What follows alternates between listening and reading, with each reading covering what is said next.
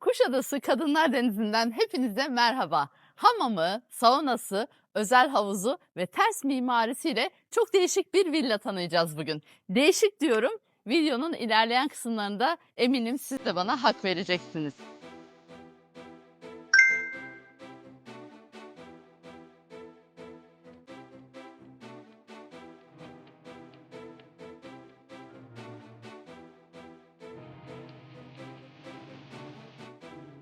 Otopark girişiyle turumuza başlayabiliriz. Evimizin bir araçlık açık otoparkı var. Hemen otoparkın yanında evimizin giriş kapısını görüyoruz. Ve iki villanın arasındaki bu duvar iki villanın asansör boşluklarının birleşmesiyle oluşuyor. Yani evimiz bitişik nizamda değil, ayrı da değil, değişik bir mimari demiştim size. Buradan hemen yan taraftaki bahçeye doğru geçebiliyoruz. Giriş katında böyle büyük kullanışlı bir bahçe var ve bahçemiz yapıyı L şeklinde çevreliyor. Buradan merdivenler aracılığıyla alt kattaki yani bahçe katındaki yeşil alana ulaşabiliyoruz. Ama ben size buranın deniz manzarasını göstermek istiyorum. Villamız pot farkından dolayı giriş katından ve üst kattan full deniz manzarasına hakim güzel bir manzarası olan villa. Bahçe duvarları doğal traverten taşlarla döşenmiş, villamızın dış cephesi ise farklı desenlerde seramiklerle kaplanmış. Bahçe katının neredeyse tamamı ahşap desenli seramiklerle kaplanmış. Küçük iki tane de toprak alan bırakılmış burada. Ve arkamda gördüğünüz bu geniş yerde yemek masası veya bir dinlenme alanı olarak kullanılabilir. Gördüğümüz bu kapıdan bahçe katına giriş yapabiliyoruz. Bir de havuz başından giriş yapabiliyoruz. Ve devam ettiğimde yanındaki barbeküyle de akşam yemeklerinizdeki menüleri zenginleştirebilirsiniz. Bahçemiz şu an oldukça bakımsız bir halde uzun zamandır kullanılmadığı için ama buranın bitmiş, bakımı yapılmış, temizlenmiş ve yaşanılır bir halde olduğunu hayal ettiğinizde gayet güzel bir kattayız.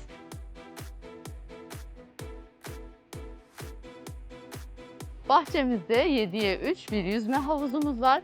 Burada yüzdüğünüzde yan taraftaki evlerden görünmemeniz için oradaki pencereler taşla kaplanmış. Havuzdan çıktığınızda hemen yan taraftaki duştan duşunuzu alıp eve girebiliyorsunuz. Bu kat evin etkinlik katı diyebiliriz. Neden mi? Barbekü, havuz, içeride göreceğimiz hamam, sauna hepsi bu katta toplanmış. Hadi hep birlikte içeriye doğru girelim.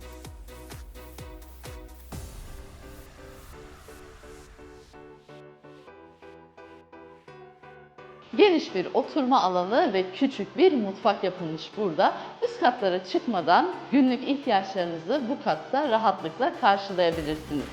Ayrıca evimizin tamamında otomatik panjur sistemleri var. Bunu da şimdiden söylemiş olalım. Bahçe katından direkt üst kattaki odalarınıza çıkmak için arkamda gördüğünüz asansörü kullanabilirsiniz. Ama hamama, saunaya devam etmek istiyorsanız bu kapıdan ilerlemeniz gerekecek.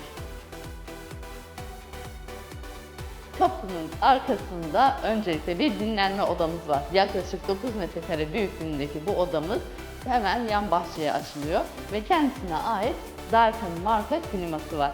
Evimizin tamamında merkezi sistem klimamız ve tüm katlarda Daikin marka klimalar kullanılmış. Bu geniş holde merdivenin altında asansörün bakım ünitesi ve yanında depolama alanları yapılmış ve devam ettiğimizde artık hamama ve saunaya geçebiliriz. İki kurnalık ve geniş bir göbek taşının olduğu hamamda üst taraftaki tavanda İtalyan boyalarıyla dekoratif bir çalışma yapılmış. Hemen yan tarafta gördüğümüz kapıdan saunaya girebiliyoruz. Gayet geniş bir oturum alanına sahip olan bu saunada keyifli vakitler geçireceğinize eminiz. Ve bu alandan çıktığımızda hemen yan tarafta bu katın ortak banyo tuvaletini görüyoruz. Ortak kullanımlar için gayet yeterli bir büyüklüğe sahip olan bu banyoda ayrıca çamaşır makinesi için de bir yer ayrılmış diyoruz ve mermer basamakları kullanarak bir üst kata çıkıyoruz.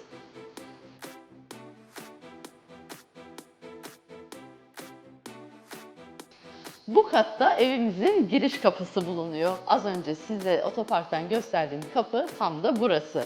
Burası ana yatak odalarının bulunduğu kat, yani uyuma katı diyebiliriz. Burada 2 tane yatak odamız, 2 tane banyo tuvaletimiz var. Koridorda ilerlediğimizde duvarlarda dekoratif İtalyan boya çalışmalarını görüyoruz. Zeminler beyaz ve merdiven basamakları siyah seramiklerle döşenmiş. Ev şu anda boş olmasına rağmen oldukça hareketli, keyifli bir ev. Ve hemen yan tarafında asansörü görüyoruz. Asansör girişinin devamında ise ana yatak odasına girebiliriz.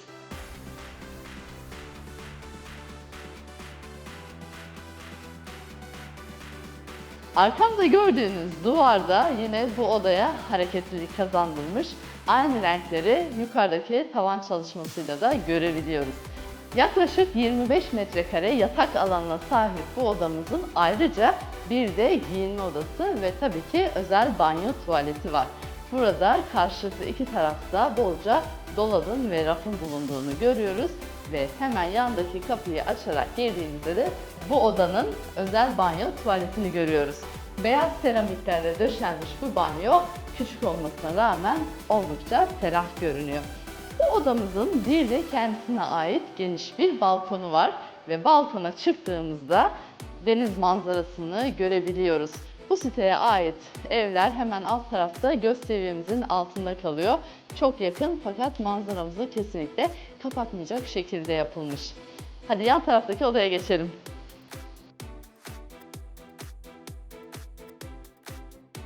Diğer yatak odasına doğru ilerlerken koridordaki vestiyeri de göstermek istiyorum size. İki kapaklı oldukça geniş bir vestiyerin içindeki led aydınlatmalarla akşam açtığınızda otomatikman onlar da açılıyorlar.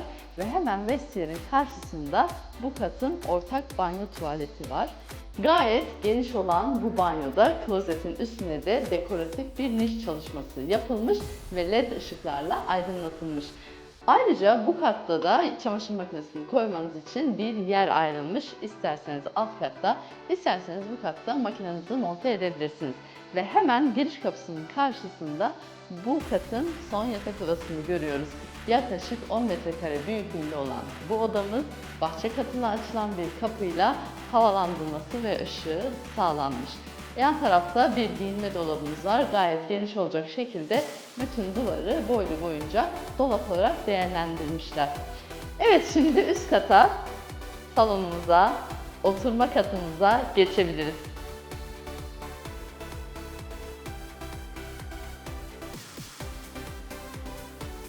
Merdivenden çıktığımızda 70 metrekare büyüklüğündeki bu katın sadece salon ve mutfak için ayrıldığını görüyoruz. Ve ayrıca 2 tane geniş balkonumuz var. Burada oturduğumuz yerden deniz manzarasını görmek mümkün. Bu balkondaki camları kapatmak isterseniz diye de açılır kapanır cam balkon yapılmış buraya. Salona tekrar girdiğimizde duvarda dekoratif İtalyan boyalarla hareketlilik kazandırıldığını ve buna ilave olarak tavanlarda da yine ters tavan çalışması yapıldığını görüyoruz. Hemen yan tarafımızda aktif olarak çalışan bir odun şöminesi görüyoruz ve arkaya doğru mutfağa geçebiliriz.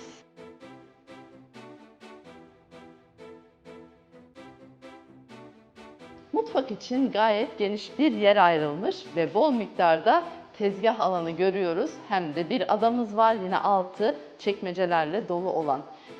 Tezgah üstünde 2 tane pencere görüyoruz bu alanın havalandırması ve aydınlığının arttırılması için ve köşe konumda fırın, ocak ve davlumbaz üçlüsünü görüyoruz.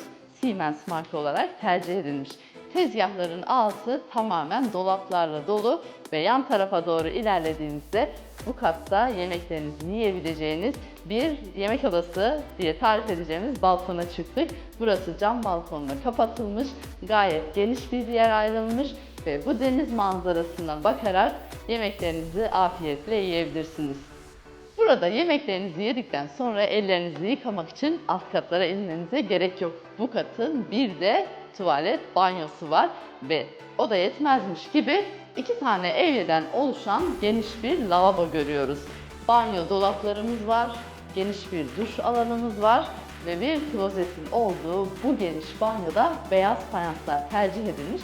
Bu da bu geniş alanı olduğundan daha da ferah göstermiş.